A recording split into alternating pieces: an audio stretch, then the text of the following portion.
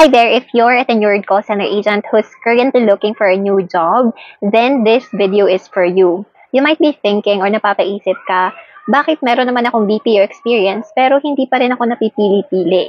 In this video, I'll share with you ways on how you can stand out as an applicant with BPO experience along with 8 common BPO interview questions. And of course, I'll give you sample tips, winning tips in fact, and of course, sample answers to each question. So if you're interested, make sure to watch this video until the end. Let's begin.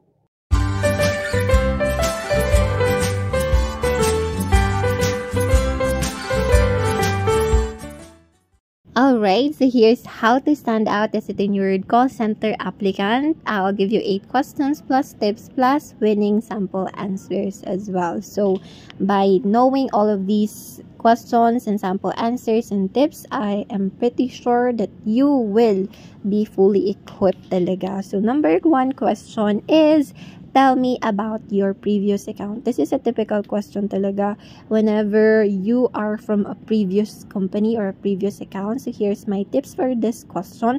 Don't just describe the account. You need to show what you contributed and what you learned in that account. So a sample answer for this question is, I handled a telco account for 2 years where I specialized in billing and plan increase. I consistently hit my CSAT goals and I became a go-to person in our team for helping new agents understand billing disputes. I've learned how to resolve issues efficiently while building trust with our customers.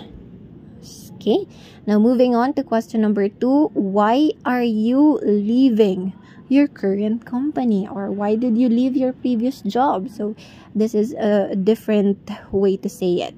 So tips for question number 2 is to keep it professional. Make sure to focus on growth, not complaints. Tandaan mo ha, wag yung complaints or yung negative sa previous company mo. So I'm thankful for the opportunities I had in my current company, but I'm looking to grow in a more challenging environment and explore new campaigns. I want to bring my skills to a company that values growth and customer excellence. So this is my sample answer for question number 2. Moving on to question number 3, how is your experience different from a newbie's?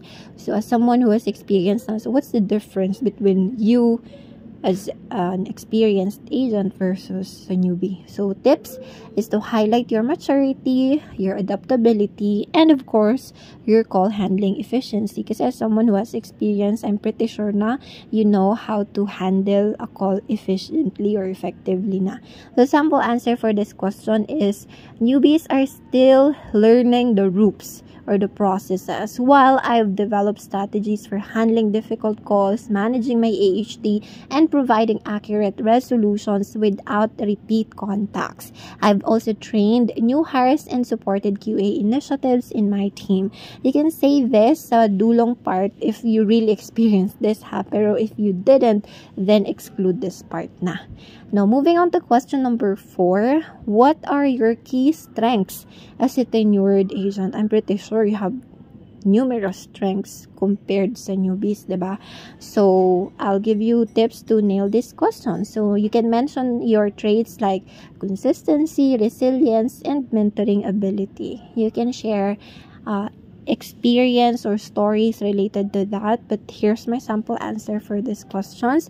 My key strengths are patience, adaptability, and consistency. I've handled system downtimes, irate customers, and complex disputes without losing focus. I also enjoy mentoring new agents and sharing best practices with the team. O diba, may pagka-team player ka rin. Good job ka dyan. So here's question number 5.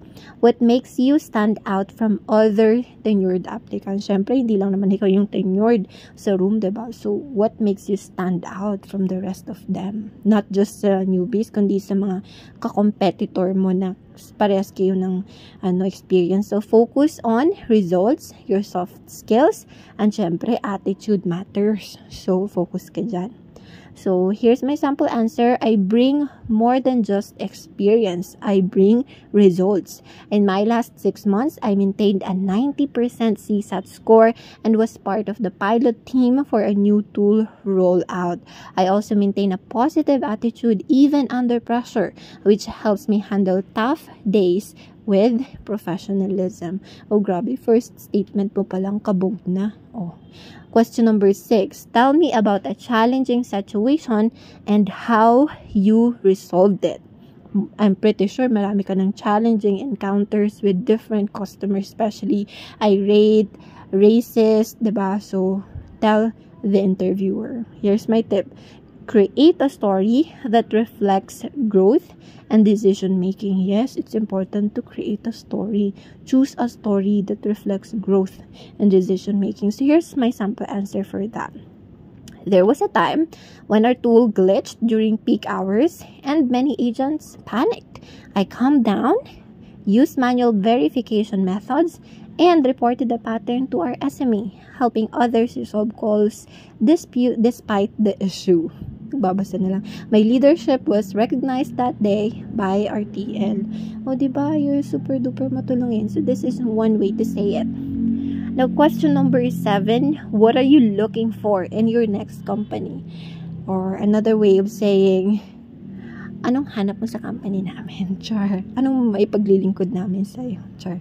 Ayon. So, here's my tips. You need to show alignment with their values and growth culture. That's why I always say that it's important to do your own research prior to your interview. Make sure to know their mission, vision, their achievements, and all of that. Kasi kapag alam nila na align kayo sa isa't isa, then it's a match. Kukunin ka nila kasi align kayo diba? Sample answer for this question is, I'm looking for a company that values not just performance but also development. I want to be part of a culture where feedback is encouraged, growth is supported, and customer experience is top priority. And I believe I have that in this company. I can see that in this company. And I want to be part of your organization for that reason. O, diba? Pwede mong idagdag yan. Kunyari, diba? O, diba? I mean, I believe panalo na to. Let me know sa comments. Okay, I hope you're still with me. Question number 8. This is the last question, by the way. How do you handle burnout? So, this is another way of saying, what do you do when you lose motivation going to work?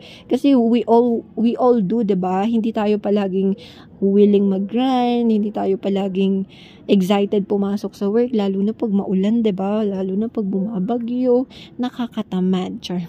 So, here's my tips for question number 8. You need to show emotional intelligence and self-awareness. Show emotional intelligence. So here's my sample answer for that question. I've learned to manage stress through pacing, taking proper breaks, and setting micro goals like improving my soft skills or mentoring someone. For me, every customer is different, so I try to see each call as a new chance to help someone. So when you have this kind of mindset na iba-iba yung trato mo sa iba-ibang customer, kahit na same sila ng situation or ng problema, that makes it exciting. That makes every encounter not so boring. Kasi diba, I agree na minsan kapag paulit-ulit na repetitive na, nakakasawa na, but this is a good answer. Alright, those are the tips that I have for you in order for you to stand out as an applicant with your PO experience, in order to make sure that you'll be able to land that new job that you truly deserve. If this is something that you like, make sure to hit that like button, subscribe to this channel if you haven't already. If you have suggestions, feel free to comment that below. If you have thoughts about this topic, make sure to leave a comment below. I miss your comments, guys. I don't receive as many comments as I used to in my previous videos. And of course, I have tons of interview questions and answers for call center agents out there. May it be for tenured or newbies. So if you want to watch those, I'll put the link of the playlist in the description box as well as in the comment section below. And so yeah, I'll see you there. Bye!